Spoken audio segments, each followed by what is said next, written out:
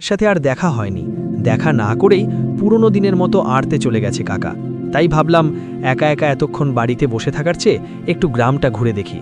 এসব তুমি কি বলছো দাদু ভাই? বিমল তো বেঁচে নেই এখন আর। তাহলে কিভাবে তুমি কালকে বিমলের বাড়িতে গেলে আর কিভাবে দেখা হলো তোমার সাথে? তোমার মাথা ঠিক আছে তো দাদু ভাই? কি? কাকা বেঁচে নেই তার মানে? কালকেই তো কাকা আমার জন্য বারান্দায় বসে অপেক্ষা করছিল। আমরা একসাথে একই ঘরে ছিলাম কাল রাতে।